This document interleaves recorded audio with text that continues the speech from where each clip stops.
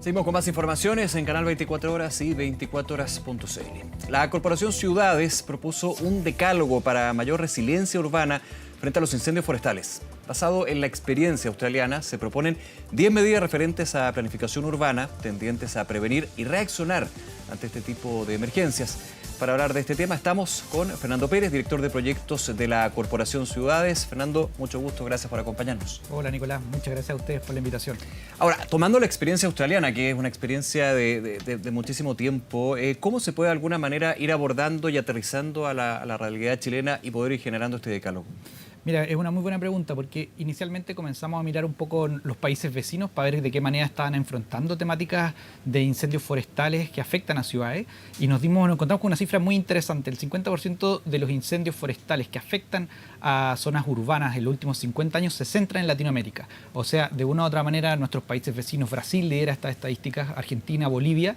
Hoy día no encontramos antecedentes o referencias importantes en términos de planificación y cómo podemos acercarnos y planificar de cierta manera las ciudades con una mirada a la resiliencia de los incendios. Y es por eso que empezamos a mirar a otros sectores, a otros países, para ver de qué manera se estaban haciendo las cosas, qué lugares de una u otra forma se acercaban y conseguían resultados más propicios y más cercanos a lo que nosotros esperamos en la realidad chilena. Y con eso, en esa búsqueda nos encontramos con el caso australiano, en el cual luego de analizar políticas públicas, manuales, una serie de manuales que han construido en los últimos años, los australianos nos encontramos y pudimos hacer como un repositorio en el cual finalmente identificamos los 10 principios principales que nosotros creemos que pueden ayudar como una recomendación para diferentes instituciones a acercarnos a tener ciudades más resilientes contra incendios.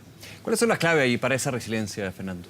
Mira, el primero que me gustaría comentarte, y me tomo un poco de este caso emblemático ya que sucedió en Quilpué, ¿sí? Con la Villa Conjunto Habitacional Botania, en el cual sobrevivieron que queda estas en pie, 70. digamos, y es un caso bien sorprendente dentro de toda la emergencia y todo el desastre que se dio. Exacto, se ha convertido en una especie de ícono hoy día y que no es casualidad. Hay un plan de CONAF junto con la Fundación Caritas Chile y también acompañados por instituciones estadounidenses que juntos implementaron un plan que tiene base o cimientos importantes en la concientización de las comunidades.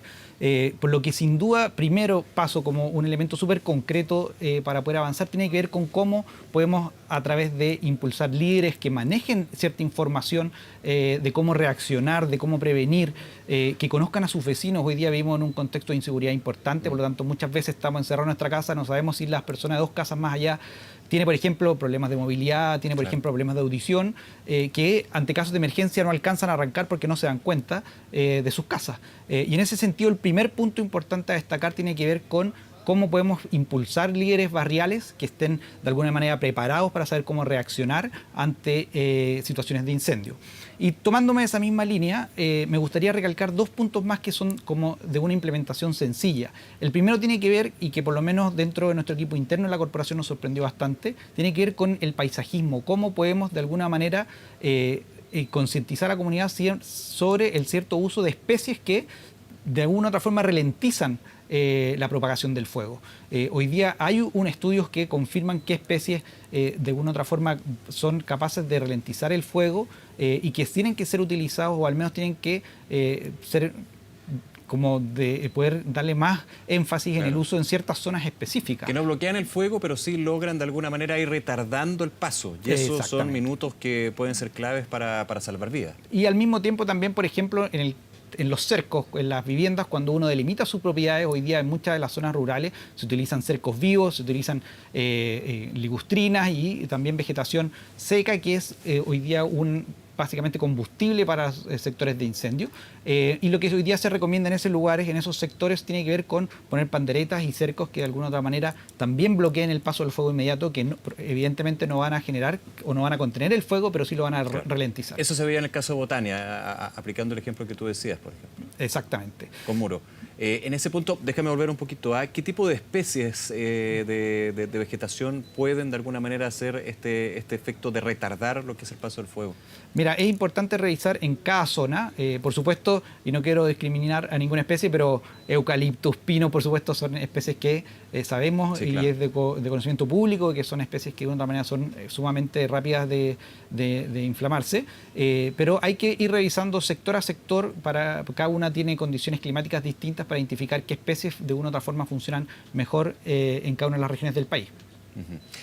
Ahora, hablábamos de la comunicación, conocerse, que eso se aplica para todo, digamos, es como tan básico, pero con los tiempos que vivimos ha cambiado ese concepto de comunidad, entender quién está, cómo ayudar, cómo ir canalizando la reacción, digamos.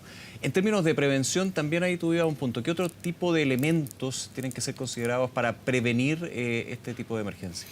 Mira, otro punto que nos llamó sumamente la atención tiene que ver con cosas que quizás tienen que ver con sentido común. Hoy día nosotros en Chile tenemos ciudades sumamente bien preparadas para temas de tsunami, en el cual hoy día vemos señalética en las calles indicando por dónde hay que evacuar en casos eventuales de tsunami, y también en el caso de las zonas urbanas que están localizadas en zonas que son potencialmente de mayor riesgo de incendio, uno también debe tener vías señalizadas para ver por dónde evacuar, que la gente las conozca, que estén cumplan con ciertos estándares de luminosidad, de accesibilidad universal, para que de una u otra manera la gente a priori ante casos de cualquier catástrofe del tipo incendio, por ejemplo, pueda arrancar de manera... Que fíjate que eso, Fernando, me lo comentaban con respecto a la mensajería SAE, en términos de que ha cumplido una labor de ser de llegar a la evacuación preventiva, pero en muchas zonas, no, bueno, y en general el mensaje nos dice hacia dónde ir. Y eso puede ser clave también en términos del comportamiento dinámico que tiene el fuego.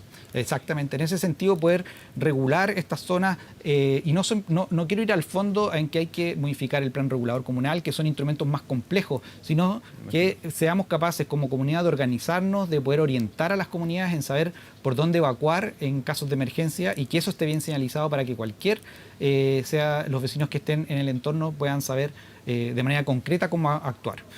Ahora, aquí la dificultad evidentemente es que todos los territorios en Chile son distintos y muchos pensarían que hay puntos en común, efectivamente, pero cuando estamos ante una emergencia puede haber un comportamiento de esa emergencia completamente distinto de una zona A a una zona B, con poca distancia, digamos. Exactamente, y ahí me paso al siguiente punto que tiene relación con lo que tú mencionas, Nicolás, que es que en Australia hoy día hay estudios por cada comuna en la cual te indica las corrientes de viento, porque las corrientes de viento sin lugar a duda te van guiando el fuego, van indicando hacia dónde se va propagando, y si uno tiene de alguna u otra forma estudios preliminares en comunas de mayor, que estén más propensas a sufrir incendios, vamos a saber de manera muy preliminar cómo se podría comportar eventualmente los incendios y hacia dónde van a empezar el crecimiento a partir del comportamiento de los vientos. Ahora, dentro de este decálogo y este planteamiento que ustedes hacen, tomando la experiencia internacional, los organismos de emergencia, las autoridades locales, ¿qué papel juegan también acá? Acá la clave es estar bien coordinados entre todas las autoridades, pero no solamente esa coordinación entre autoridades, sino también entre vecinos. Y ahí vuelvo al primer punto que te mencionaba, que existan líderes que estén bien conectados con ciertas instituciones clave, que estén coordinados con bomberos para una rápida alerta, con carabineros para saber y colaborar en la evacuación de los vecinos, etcétera, etcétera. Y un punto más que me gustaría mencionar como algo sumamente importante tiene que ver también con ciertos usos que están identificados, que son de alto riesgo. Veíamos el caso de Viña del Mar y Valparaíso, que se quemó una industria importante de pintura, sí, que sin duda exactamente, es un tremendo riesgo, y hoy día en lugares como Australia está definido ciertos usos, ciertas industrias que no deben ser localizadas en sectores, de nuevo, donde hay más probabilidad de incendio. Hoy día, por ejemplo, solamente por poner otro caso, pero por ejemplo bombas de benzina localizadas en ciertos sectores implica un tremendo peligro. Hospitales también, porque la evacuación de esas personas es sumamente compleja. Y ese tipo de usos es importante tenerlos en consideración para que de una u otra forma vayamos construyendo ciudades más resilientes a incendios, pero también más seguras. No solamente tiene que ver esto con la prevención, sino también con cómo reaccionamos entre eventuales emergencias, y también posteriormente en el proceso que estamos actual en Valparaíso y Viña del Mar, que tiene que ver con la recuperación. Claro, es interesante ese punto porque actualmente cuando se habla de un suelo de uso industrial no tiene, y ahí puedo pecar, digamos, de no tener toda la información, pido disculpas si es así, pero no hay una restricción o límite, digamos, a qué tipo de fábrica o industria puede ser emplazada ahí. Obviamente se manejan ciertos conceptos, pero en la planificación se habla de uso industrial y es bastante abierto en términos del peligro que puede generar, por ejemplo, o la diferencia que hay entre una empresa de químicos con una empresa de plástico. Las dos van a terminar siendo un factor de riesgo cuando hay un incendio forestal, pero claramente el de químicos tiene un cariz distinto. Exactamente. Y todo ese tipo de cosas que parecen un poco como sentido común, y eso fue un poco la esencia del ADN que quisimos encontrar dentro del equipo de la corporación en este listado de recomendaciones, que tiene que ver con cosas de sentido común, que sin duda puedan, que cualquier persona, sea un ciudadano común, un tomador de decisión, un alcalde, un gobernador le puede hacer sentido, porque son estrategias simples que ya están utilizadas en otros países, que está confirmado su nivel de efectividad y que tenemos que ponernos las pilas desde ya acá en Chile para que podamos implementarlas lo antes posible. Ahora, desde lo que es la prevención y el actuar ante una emergencia, luego de la emergencia, ¿también hay puntos que han considerado con esta experiencia? También hay puntos que tienen que ver con la recuperación. Particularmente nuestra guía se ha centrado en temas más de prevención y de reacción. Simplemente porque creemos que hoy día también hay instituciones que están capacitadas y que hay mucha gente trabajando en temas de cómo fortalecer la recuperación de ciertas zonas que son afectadas. Pero sí creo que hoy día hay un tremendo espacio para poder avanzar, para poder colaborar.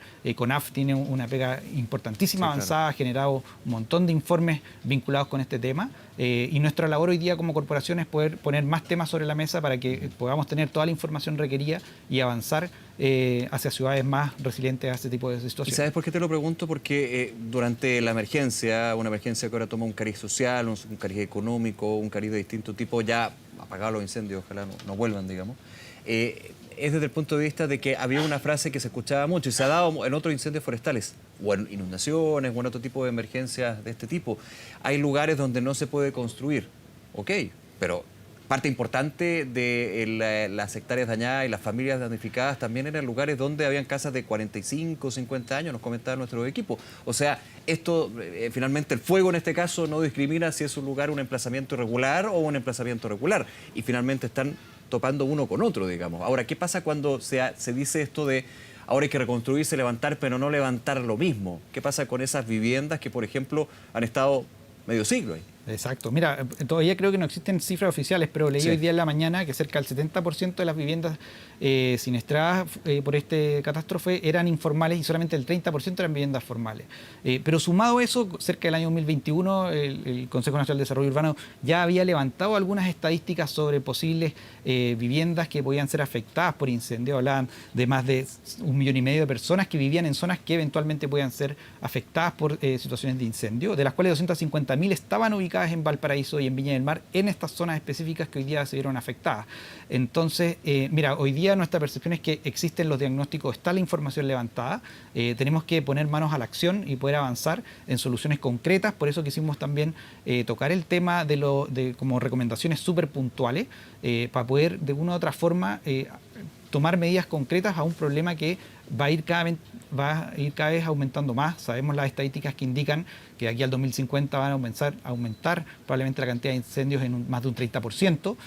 Los efectos del cambio climático no solamente tienen que ver con... ¿Qué factor tiene el cambio climático acá? Porque es un factor. Ojo, los incendios son originados por la mano del hombre, pero los elementos que tiene el cambio climático en términos de la situación de temperatura, viento y la situación de la morfología, los suelos, ¿cuál es el rol ahí? O más que rol, el papel que juega dentro de este balance. Mira, sin duda, análisis, sí, es crítico, la situación cada vez va a ser más preocupante, tenemos que reaccionar, tenemos que generar ciudades que se adapten de manera más fácil.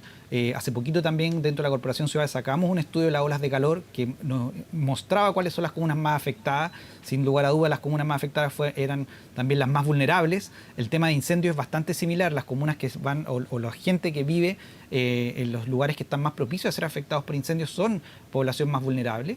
Entonces, de una u otra manera, tenemos los antecedentes, esto va a estar cada vez más complejo y tenemos que ir generando herramientas que se adapten a estos tremendos cambios que vamos a estar viendo en los próximos años. Fernando, otro punto en este análisis y decálogo que hacen ustedes, ¿también consideran lo que ha sido una discusión bien profunda en términos de los monocultivos, lugares donde hay monocultivos? Mira, tiene que ver, hay unos puntos también que hice en relación con eso y tiene que ver con generar planes de manejo tanto para los lugares agrícolas y también para sectores forestales. Y en ese punto es súper importante que esa revisión se haga de manera anual, se haga de manera periódica para que no pase el tiempo y vayamos encontrándonos cada vez con industrias informales muchas veces que ya se empiezan a consolidar y que no logramos responder de manera adecuada a esas situaciones. Fernando Pérez, director de proyectos de la Corporación Ciudades, nuevamente gracias por acompañarnos esta tarde. Fernando, que te vaya muy bien. Muchas gracias, Nicolás, que estés muy bien. Nos vemos, chao.